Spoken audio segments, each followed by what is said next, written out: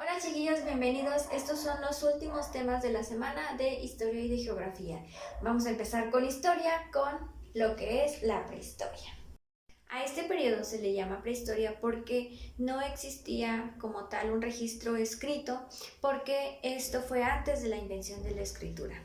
Los homínidos, que son especies de seres con características muy parecidas a las que tienen ahora los seres humanos, se dedicaban a las cuestiones de recolección, caza, pesca, lo cual los hacía nómadas. Es decir, nómadas significa que se transportaban de un lugar a otro. Vamos a ver que la prehistoria se divide en distintos periodos para su estudio. El periodo paleolítico se caracteriza porque los seres humanos eran nómadas, se dedicaban a la caza, a la recolección y a la pesca, y una cuestión importante fue el uso del fuego para calentarse, para defenderse de algunos animales y para cocinar sus alimentos. También tenían la fabricación de algunas armas muy rudimentarias que eran hechas con palos y piedras. Las piedras las partían con un método que se llama de percusión. Esto fue en el Paleolítico.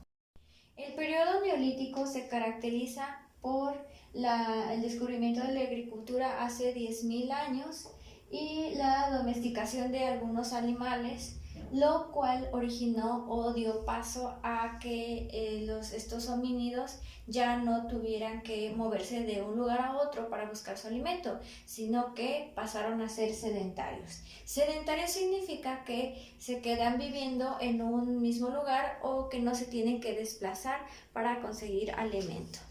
Esto es en el Neolítico. Después viene la edad de los metales, donde ya se hace uso de algunos de estos minerales para fabricar armas o algunas herramientas, como es el cobre y el bronce. Tanto la agricultura como el descubrimiento de la metalurgia es utilizar estos metales, saber cómo moldearlos, cómo hacer herramientas con ello o utensilios. Se dio primero en Europa y en Asia y posteriormente en los continentes de América. ¿Por qué? Porque recordemos que estos homínidos, dentro de los cuales el sobreviviente fue el ser humano, tenían estos desplazamientos de un lugar a otro, entonces llegaron a América mucho después y algunos se quedaron en Asia y en Europa. Y la prehistoria termina con el descubrimiento de la escritura. Esto marca el paso de otra época en la que ya se encontraba con registros históricos para ir señalando lo que acontecía en la vida de los seres humanos.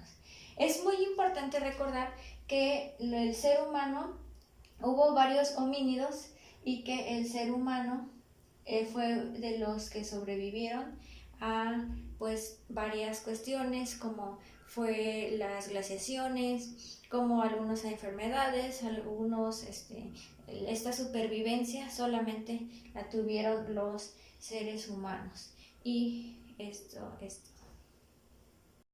Actividad. ¿Qué vamos a hacer? Vamos a pasar en tu cuaderno esta línea del tiempo de tu libro y ahí vamos a anotar las palabras claves. Si no vienen ahí, por ejemplo, nómadas, caza, recolección, en el periodo en el que vayan. Agricultura, domesticación, sedentarismo en el periodo neolítico. Y esto sería todo. Este es solamente un panorama general de lo que vamos a ver en este tema de historia. Las regiones continentales. Y nuestro planeta está conformado por agua, en su mayoría, pero también existen estas partes que son porciones de superficie rocosa en las cuales habitamos nosotros y que son llamados continentes. Estos continentes tienen diversas divisiones de acuerdo a diferentes cuestiones. ¿Cómo se hacen estas divisiones?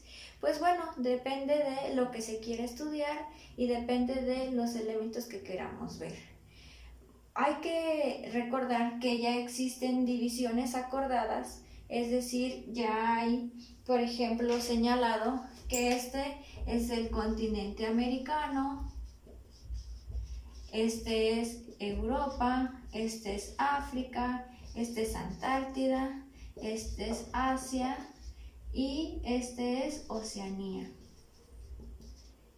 Esta es una forma de división de esta porción de superficie que hay en el planeta, pero vamos a ver que hay otra forma de dividirlas de acuerdo con lo que se quiere estudiar. Por ejemplo, la vegetación, ver qué tipo de vegetación hay, te ayuda a estudiar los ecosistemas. Vamos a ver eso. Las regiones continentales no son más que divisiones que se realizan para estudiar algo. Hay dos tipos de regiones que podemos encontrar en los mapas para estudiarlos. Unas son las regiones naturales, que son las regiones que ya están dadas por la naturaleza. Por ejemplo, del clima.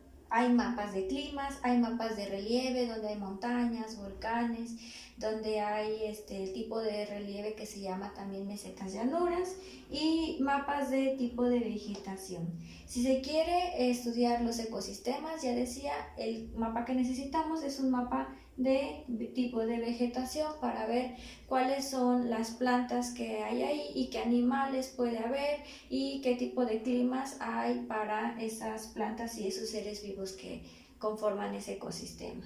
Pero también hay regiones sociales. Estas ya van muy en sí a las características de las personas que habitan en estas regiones y cómo se organizan. Uno de estos son dos las regiones sociales que podemos encontrar. Unas son culturales. Estas regiones culturales se agrupan de acuerdo con las personas que comparten alguna lengua, como por ejemplo Latinoamérica. América Latina se caracteriza porque todos los países o las personas que habitan en esa región hablan el español. También la región maya. Esta región maya comparte en sí mismo pues costumbres, características, historia, religión. Esto es un ejemplo de regiones culturales. Otro tipo de regiones sociales que hay son las regiones económicas. Estas regiones económicas pues se caracterizan o se denominan así porque ya son sitios en los que se desarrolla alguna actividad económica como la agricultura, como la pesca, y así podemos encontrar regiones agrícolas o regiones mineras donde lo que se hace es la extracción de los minerales. Y bueno, este tema es súper pues fácil, solamente hay que tener en cuenta bien los conceptos, que es una región, una división, que hay regiones naturales y regiones sociales, y estas a su vez se dividen en regiones sociales culturales y regiones sociales económicas. Y también poder tener o poder dar algunos ejemplos de cada una de estas regiones. Y esto sería todo.